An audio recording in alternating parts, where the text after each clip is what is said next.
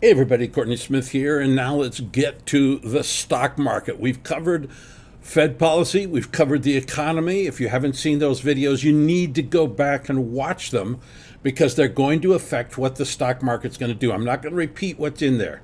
So let's talk about it. Is this 2023 going to be a boom year for the stock market? Or is this the crash that everybody keeps predicting? Let's dive right into it and see what we got. Now, our agenda, though, I'm a very logical, structured analyst. We look at the monetary policy. We look at the fundamentals of the market. We look at the seasonals. We look at the sentiment. We look at the technicals.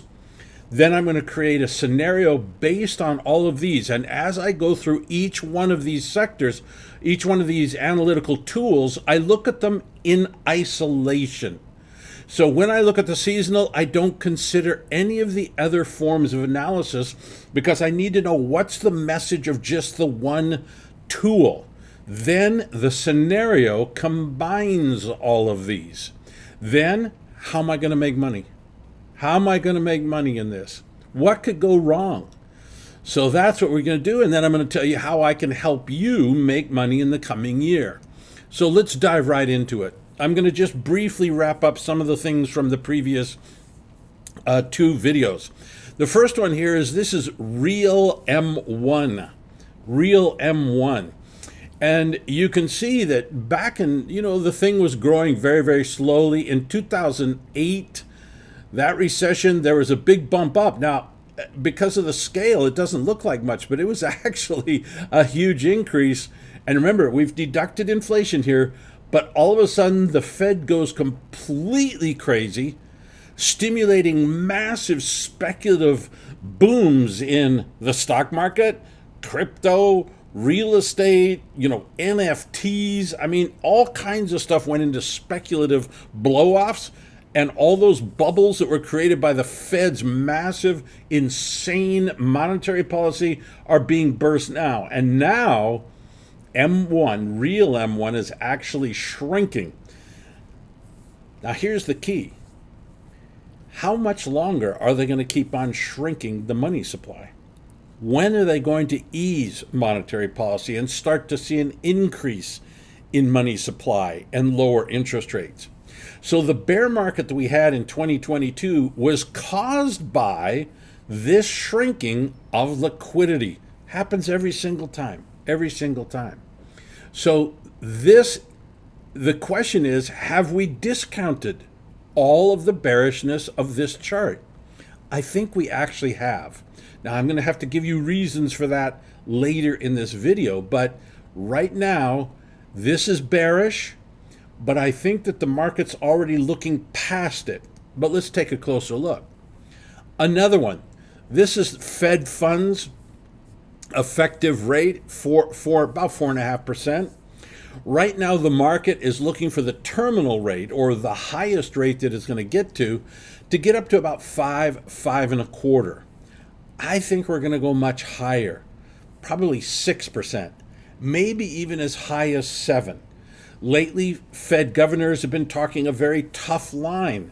Now, if I believe them, then we're going to probably see 6% to 7% as the terminal rate. Or are they just BSing us? Well, they've been known to do that in the past, but this particular group of governors seems to be pretty straight shooters and say what they want instead of BSing us, the public, the investing public. So at this point, 6% minimum. This is bearish for the stock market because it's beyond what the market believes. Then there is the Volcker mistake. Please go back and watch the Fed video I did because it explains this in detail. Volcker made a huge mistake when he crushed inflation back in 1980. We had inflation skyrocketing. We had put into place stagflation because of terrible government and Fed policies. Volcker cracked the inflation back, and then he eased. And that easing is called the Volcker mistake. And the reason is because as soon as he made that mistake, let's go back over here. This is the yield curve, 10-year minus 3 months. He's tightening, and then all of a sudden he stops tightening. And instead of having a negative yield curve, this is zero here, so anything above here is negative, he completely eased dramatically and went back to a very positive curve, which inflation then takes off and goes to a new high. So he has to tighten back again. This is the Volcker mistake, that easing policy. Oops, I don't need to go backwards. So there's a very good chance that we're going to see a similar Powell mistake. Now, 3-year treasuries, here we have right here. In 2019, we went negative on this curve. And I know you're going to think that COVID caused the recession in 2020, but it was actually the yield curve that did it. The COVID crash was just exacerbated the recession we were going to have. We're now back at a negative yield curve. That has called 18 out of the last 18 recessions. So once again, the question is, remember that the stock market is a leading indicator of the economy. So has the stock market, has the 35% decline in the NASDAQ in 2022 discounted the recession? I think the answer here is much clearer. Yes. But the fact is that the yield curve is staying up a long time. A long time. And so this recession right now, we can't really say it's going to be super deep, but it's going to be longer than normal. We're going to see a 1-year recession here. Probably every quarter in 2023 will be a recession. Once again, has the market discounted the length? I think they've discounted the strength. The length, maybe not. Let's carry on. Let's talk about the fundamentals here. If I take a look at interest rates, and this is a chart going back to 1960, of the real S&P value, so we've taken inflation out, relative to interest rates. And interest rates are the most powerful factor that affects the stock market as a whole. And as you can see, we're right in the middle. We're fairly valued at this point. And you can't be too precise when you look at these long-term valuations, but I would say we're pretty fairly priced right now, okay? Now, what does that mean? Well, there's plenty of room to the downside and plenty of room to the upside. But right now, there's no strong opinion in terms of valuation. Let's take a look at seasonals. These are 4 different possible scenarios. One of them is this black line right here. You can see the black line. That's all pre-election years. This is the normal seasonal in all pre-election years. And 2023 is a pre-election year. Now we have a first-term president, and that's the blue line, pre-election years. A little bit more bullish at the end of the year, but otherwise almost identical. Then we have the green line. We had a midterm bear market, but so what? This is pre-elections after we had a midterm bear market, and it's also extremely bullish. And then down here is the Stock Traders Almanac, which is where this chart is from. I recommend them. This is their aggregate cycle. The point is simply this. It's going to be a bull market from a seasonal perspective, even after a midterm bear, wildly bullish. So last year, seasonality worked perfectly. It was unbelievable. One of the best years I've ever seen. So will we have 2 fantastic years where seasonality works perfectly? I don't know. But right now, because it's early in the year, and so far, we have to assume that it's going to be very, very good. So what that means then is maybe a little dip in February, maybe a little dip in May, a bigger midsummer dip, a little bit of an October dip, but this is saying we're going to end the year up about 20% higher than we are now, 15 to 20%.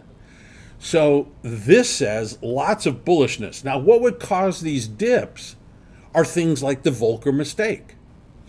What would cause these dips is if the market gets all the way out here to October and they say, wait a minute, this recession is going to last longer than we expected. We better discount that bearish news, and we get a dip here. So these 3 dips, let's call this little one 3.5, these various potential dips during the year are going to be caused by the factors that we've just been discussing about taking longer. In other words, the market says, well, we're going to peak at Fed funds of 5.25. Oh, wait a minute, we're at 5.5. Well, we better dip here in May. Oh, wait a minute, we're going to go to 6%. Well, let's have another little dip over here in July or August. Whatever. And that's what's going to cause these three more significant dips. Now, even these significant dips are only 5 or 6% dips. So they're nothing, scary or anything like that. They're just going to shake out the weak hands. The suckers will bail out. And you and me, we're the strong hands in this market. We'll be hanging on for the big money. Now, this chart doesn't have a label on it, but I'm going to tell you what it is. This is from the AAII, the American Association of Individual Investors. So this tells us the sentiment of the retail public. Now, let's not forget that the retail public are the suckers in this poker game, okay? So they're usually wrong. Now, what this says is that we have only 26.5% of small investors are bullish, almost 26% are neutral, and almost 48% are bearish. This is a very high rating. So what does that tell me? The market's going to go higher. The small money, the small retail investor is usually wrong. They're the sucker in the poker game. And as a result, the professional investors, you and me, we go take their money. That's how this game is played. Because they're so bearish, that tells me that over the near term, we're going to see significantly higher prices. We could see a 5 or 10% rally in the market before we have any type of a setback at all. Okay, any setback at all.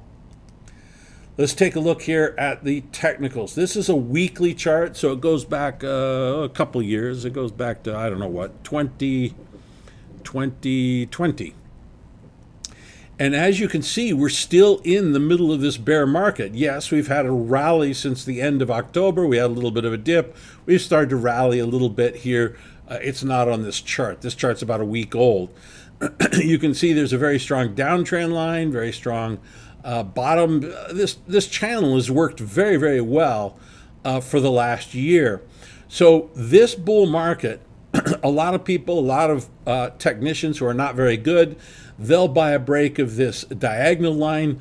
But the classic book on technical analysis by McGee and Edwards tells us don't look at diagonal lines. They don't work. Academic studies tell us diagonal lines don't work. So trend lines don't really work. But a break of this high would be significant. We get an early warning if it breaks the downtrend line, but we get the big buy signal if we break here. That's about at 410 on the S&P. Okay, so that's the critical point here. Now we're over here somewhere and ready to go higher. Now let's take a look at the daily chart. Now the daily chart, once again, this is about a week late. We've had a nice pop last Friday, and we broke above all these highs here. So we're on a mini up move right now. But what's been happening is the purple predictor, which is unbalanced volume, is very weak. Here we had higher highs, but the purple predictor was making lower lows. Then we see here the market goes sideways, but purple predictor is making lower lows. It's started to stabilize now. It's not quite as bearish as this chart is. Well, why do I care? Because unbalanced volume tells us what the smart money thinks. I showed you what the dumb money thinks. They're still bearish. It looks like the smart money is a bit bearish as well. I don't like to fade the smart money. If I see the smart money bearish and I'm bullish, I got to ask myself, am I making a mistake? If the dumb money says it's bearish, I say thank you, I'll buy with impunity. But when I see the smart money being a bit bearish, I got to rethink my thinking and say, what do they see that I don't have? Because generally speaking, the smart money is smart and they're right on the market. So this is a bit negative here. Price action, pretty good. I called this low here. I said that was the low of the stock market the day after the low. This gigantic key reversal bar was screaming out to me, that's the end of the bear market. And so far it has been, and I believe it still is the end of the bear market. But this tells me the unbalanced volume, the purple predictor, says we could struggle over the near term. Okay, so what's my scenario given all of these various factors? Well, I think first of all, we're in a major bull market. The seasonality is bullish. The sentiment is bullish. If we break above that 410 level, then that confirms the scenario that we're in a major bull market for the rest of the year. So far, we have if the Santa Claus rally, if you count the first 3 days of January, that ended up slightly, 0.8%. The first 5 days of January, up. So the first two seasonal tendencies have worked out on the bull side, something not being talked about a lot here. Right now, the market is doing what's called a classic climbing the wall of worry. They're talking about the recession. They're talking about inflation. They're talking about Fed policy. Well, who doesn't know all those things? You see, if everybody knows that we have inflation, that the Fed is tightening monetary policy, and that we're going into a recession, in other words, we have a stagflationary environment, if everybody knows that, it's already in the market. We, as professional investors, have to look at what's going to happen that the market doesn't know is going to happen now. So, right now, a major bull market would be the biggest surprise in the market. But I think we're going to have at least two significant declines. I highlighted a couple of times, according to seasonality, when they could occur. The seasonality said 5%. I'm going to make it more like 5 to 10%. Because I think some of these things, like a terminal rate of Fed funds being over 6% or higher, is not at all in the market. That would be a shock. The length of the recession will be a shock. So I believe that we could see 2, maybe 3. I mean, we might see like 1 of 5 and 2 of 10, or 2 of 5 and 1 of 10. But we're going to have 3 significant declines. And in spite of that, we're going to close the year 15% higher. So what I'm also saying here is that I think there's going to be a lot of volatility in the market because there's a lot of cross currents going on right now. And people are very emotional about their feelings about the market. More emotional. I can't prove what I just said, but that's my sense of the market. So what could go wrong? Now, why do I ask this question? As a professional investor, I need to be as objective as possible, as scientific as possible. I need to have perspective. I cannot be surprised by the market or I'm going to lose money. And that's not my job. My job is to make money. So what I always do is I say, well, what could go wrong? I have a thesis. I've just given it to you. What could go wrong in my thesis? Because I don't want to be surprised by the market. So, for example, let's say a bearish item comes out, like the Fed raises interest rates to 6% tomorrow. Okay, that would be bearish. I don't want to be surprised by that.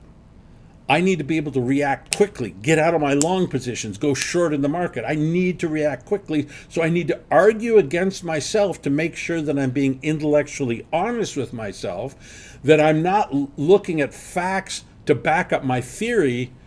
I need to argue against myself. So what could go wrong with my scenario? And I'm only focused on the big things. I don't focus on little things.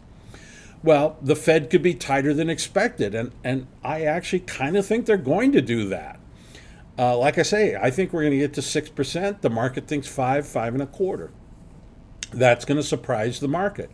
That'll, at best, cap the growth in the market. Maybe it won't be a 20% rally. That's why narrowed it down back down to 15% rally. So this is something that could make my scenario go wrong, okay? Now here's the one that's more interesting. What if they're looser than expected? What if they don't get to 5.25? What if they top out at 475? And the reason they would do that is the recession hits harder than they expect and sooner than expected. So by February, we've got unemployment starting to spike up and the Fed loosens quicker. Well, that would be extremely bullish. Okay, so my scenario, forget 15% by the end of the year, it might be 25%. Okay, but both, so we have, to me, the most important thing is to watch the Fed. You're now all honorary Fed watchers. Okay. You got to watch them, figure out what are they going to do next, what are they saying they're going to do next, what are the key indicators that they look at, and what would you do if you were a Fed governor? Now, they're terrible at predicting the future of the economy. They're terrible at it, and they're terrible at Fed governors, but they're still the most powerful factor in the marketplace. So how am I going to make money this year? What's my strategy? Well, I'm going to be long most of the year. As I say, the scenario that I have is that this is going to be a bull market this year. Unlike last year, a year ago, I told you that it would be a bear market. You can go back and watch the video. I told you it'd be a bear market, but this year I'm telling you it's going to be a bull market. So I'm going to be long. I'm going to be long most of the year. I'm going to add to the position if I get a seasonal buy signal. So if IWM breaks above the highs that it made a month ago, that's my seasonal buy signal. If it breaks above where we were a month ago, I'm going to add to my positions and get aggressive. Right here in January, as I'm recording this, I'm going to be long, but I'm not going to be strong. Okay? Long, but not strong. But if the seasonals are confirmed, and those seasonals were very bearish, if they're confirmed, then I'm going to get long and strong. Right now, early in the year, I'm going to pick conservative stocks, Dow-type stocks, Caterpillar, Dow Chemical, stocks that have a strong balance sheet. They have earnings, good credit ratings, real conservative stocks. Why? Because those are the ones that the market wants right now. And listen, my whole philosophy of trading is do what the market wants me to do. I'm not here to fight the market because it always wins. So right now, it likes conservative stocks. I understand why. So I'm going to be buying conservative stocks right now using what I call my pit bulls of the Dow methodology, which is an enhancement of the dogs of the Dow. Now, if the Fed eases, or I shouldn't say if they ease, if it is quite apparent that the next move by the Fed is going to be easy, I'm going to shift over to NASDAQ type stocks, risky stocks, sectors that are wild and crazy. Maybe the companies don't have any earnings. Let's take a look. Let me break it down. So certain sectors, gold is going to do very well this year. We're going to have declining real interest rates, and the Indian wedding season should be normal this year. So look for gold to outperform the stock market this year. As I mentioned, first, I'm going to be buying these kind of high dividend conservative stocks, and then the risky stocks will be things like biotech. Biotech doesn't have any earnings, most of them, and so as a result, when the Fed eases, that really turbocharges stocks with no earnings. So maybe even meme stocks, okay? But let's just say biotech, high tech, internet, stocks like that are going to be the places I want to be. So that's where I am right now. That's my basic strategy. I think that there's a couple of big uncertainties that we really have to be paying attention to, and it's all related to Fed policy. That's the key. They will key off of the economy. So we have to watch the economy very closely. Please go back and watch that video. And we have to watch Fed reaction to that. So how can I help you? Here's the pitch. The pitch is go to Wall Street Winner, WSW 2021, and subscribe to my newsletter, Wall Street Winners. It's a weekly video newsletter, about 20 minutes long, comes out on Sunday, get you all ready. I've now been doing that newsletter for 27 years, every year profitable. It was ranked #1 performing newsletter by Hulbert Financial Digest for 5 years. And then I pulled out of the competition because I was so far ahead of everybody else. It was kind of embarrassing, and I didn't want to keep embarrassing all my competition. But nobody else has a 27-year track record of profitability. So go there, subscribe. Not the cheapest newsletter, not the most expensive, but just the best. All right, everybody. Thanks very much. Appreciate you watching.